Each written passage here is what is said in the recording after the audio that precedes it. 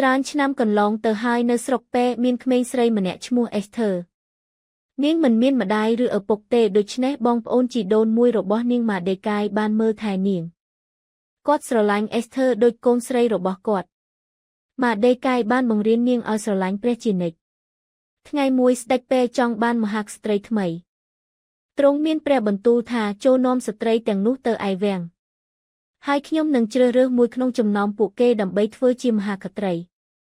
ក្មេងស្រីជាច្រើនបានមកវាំងអេសធើគឺជាម្នាក់ក្នុងចំណោមពួកគេមុននាងអេសធើចាក់ចេញពីផ្ទះលោកម៉ាដេកាយបានប្រាប់នាងអំពីអ្វីដែលសំខាន់លោកមានប្រសាសន៍ថានាងអេសធើកុំប្រាប់អ្នកណាថាអ្នកជាសាសយូដាឡើយសូមទុកចិត្តលើព្រះហើយត្រូវក្លាហាននាងអេសធើបានស្ដាប់លោកម៉ាដេកាយពេលស្ដេចបានជួបនាងអេសធើទ្រង់ចូលចិត្តនាងជាងអ្នកឯទៀតទាំងអស់គាត់បាននិយាយថាអ្នកនឹងក្លាយជាមហាក្សត្រីថ្មីរបស់ខ្ញុំដូច្នេះអេសធើបានក្លាយជាមហាក្សត្រីនៃប្រទេសពេប៉ុន្តែនាងនៅតែរក្សាការសម្ងាត់ថានាងជាមនុស្សម្នាក់ក្នុងចំណោមព្រះក្នុងវាំងមានបុរសម្នាក់ឈ្មោះហាម៉ានគាត់បានធ្វើការឲ្យស្ដេចហើយមានអំណាចយ៉ាងខ្លាំងប៉ុន្តែហាម៉ានគឺអាក្រក់ណាស់គាត់ចង់ឲ្យអ្នករាល់គ្នាក្រាបបង្គំគាត់ប៉ុន្តែម៉ាដេកាយមិនអន់ក្បាលទេគាត់នឹងថ្វាយបង្គំព្រះតែប៉ុណ្ណោះនេះធ្វើឲ្យហាម៉ានខឹងយ៉ាងខ្លាំងគាត់បាននិយាយថាយើងនឹងបំផ្លាញម៉ាដេកាយនិងជនជាតិយូដាទាំងអស់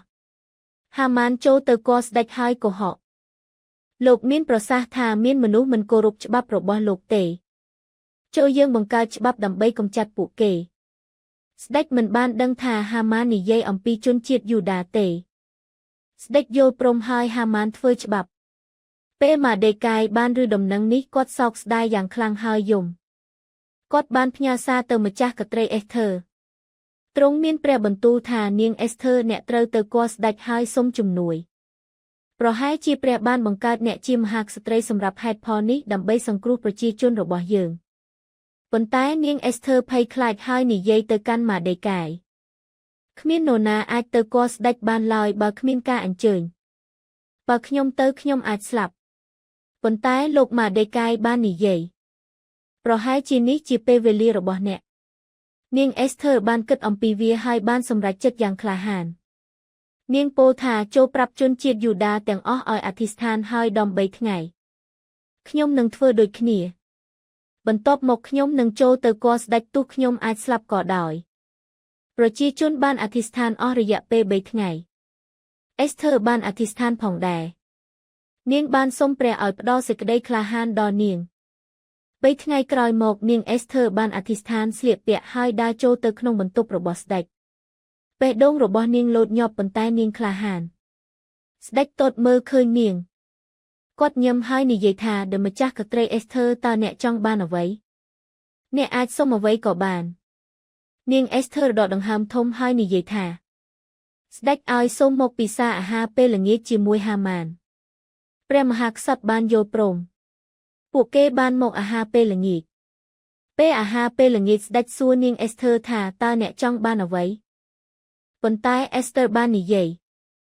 សូមអញ្ជើញមកពិសាអាហារថ្ងៃត្រង់មួយទៀតហើយបន្ទាប់មកខ្ញុំនឹងប្រាប់អ្នកគ្រប់យ៉ាងនៅយប់បន្ទាប់មកស្ដេចនិងហាម៉ានក៏មកម្ដងទៀតស្ដេចសួរថាតើនាងអេសធើជាអ្វី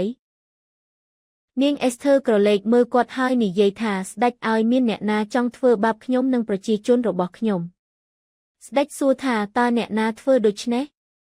អេសធើមានប្រសាសន៍ថាគឺហាម៉ានគាត់ជាអ្នកនោះស្ដេចភ្ញាក់ផ្អើលយ៉ាងខ្លាំងស្ដេចបានបញ្ជាឲ្យអ្នកបម្រើរបស់ទ្រង់យកហាម៉ានចេញបន្ទាប់មកស្ដេចក៏ប្រទានឲ្យលោកម៉ាដេកាយជាការងារដ៏ល្អមួយហើយបានបង្កើតច្បាប់ថ្មីមួយដើម្បីការពារជនជាតិយូដាព្រះបានប្រើនាងអេសធើដើម្បីសង្គ្រោះប្រជាជនរបស់នាងរឿងទាំងអស់នេះបានកើតឡើងដោយសារព្រះបានផ្ដល់ភាពក្លាហានដល់អេសធើសូម្បីតែពេលនាងភ័យខ្លាចក៏ដោយនាងអេសធើមិនមានកងទ័ពទេប៉ុន្តែនាងបានអធិស្ឋាននាងបានទុកចិត្តលើព្រះហើយនាងបានក្រោកឈរចំពោះអ្វីដែលត្រឹមត្រូវដូច្នេះមិត្តភក្តិរបស់ខ្ញុំសូមចាំអំពីរឿងនេះអ្នកត្រូវបានគេស្រឡាញ់អ្នកត្រូវបានជ្រើសរើសហើយព្រះក៏មានផែនការពិសេសសម្រាប់អ្នកផងដែរ